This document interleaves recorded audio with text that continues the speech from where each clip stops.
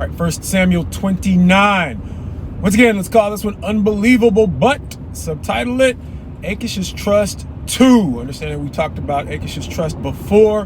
Now that David is living in Ziklag, a land gifted to him by Achish, king of the Philistines, or king of one of the 5 Philistine territories. And so now we are going to see Achish's trust called into focus again as the Philistines are mounting up for war against Saul.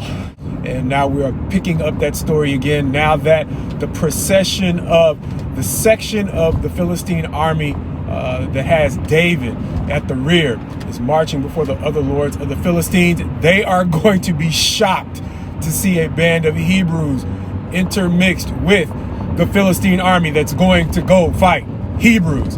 And they actually have wise counsel here, because Achish is going to trust David so much that he is going to, as the intermediary between the other lords of the Philistines and David, he is going to explain to David that you have been as innocent to me as an angel of the Lord, which is odd because, as we know, this entire time, or for the most part, during the time that he was in the land of the Philistines, he was telling Achish that he was making raids on his own people and their allies, when he was really continuing to clear the land of the nations that God had originally told them to clear out when Israel first settled the land of Canaan.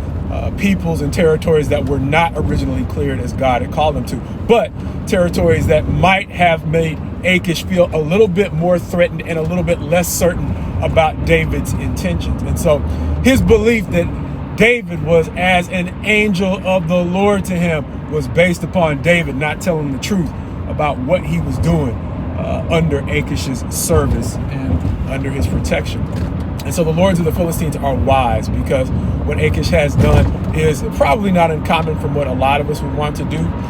Even if it is a situation where we are negotiating or dealing with people that we may not have had a great relationship with, there is a level of relief that comes with the thought of being able to have peace, especially when it's peace in an area where you once had conflict. But on the other hand, there is the danger of thinking too much or placing too much stress on that peace. And that is what the Philistines have realized, meaning the other kings of the Philistines have realized. Because they're not going to say you need to kill David because he's a Hebrew too. They're just going to say, go back to the territory that you have allotted him and let him sit this one out. And if I can't be so bold as to paraphrase, understanding that we often see these stories through the lens of our own experience, what I saw in this was people who were saying, look, you might have a great friend, but even great friendships can undergo way too much stress. Understanding, as we mentioned with Saul before, Saul was torn. He didn't just hate David. Saul loved David greatly, but there were simply certain situations in which Saul was reminded of the things that he had lost when he saw David's success. And so Saul's love for David was compromised by the reminders that David's presence gave him of his own failures. And so it seems like the Philistines are wise to this thing again. And so in life, one of the things that we can count as wisdom are the times when we either see God directly shows us, or we have friends who intervene to tell us that, yes, we might have a great friendship, but all great friendships have healthy boundaries. And it seems that the Philistines are helping Achish set healthy boundaries on his friendship with David, understanding that in part it's based on false pretenses, even though, as we said before, David is lying under pressure. The wisdom here is going forward, because he was sent home from the battle.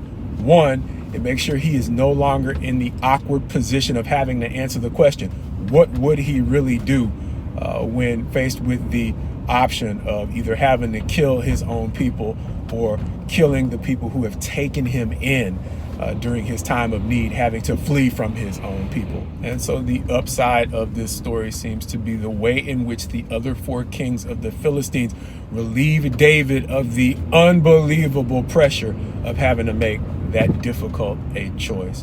And likewise for us, God's best to us as we go forward in him, making wise decisions on how much stress our friendships can really take.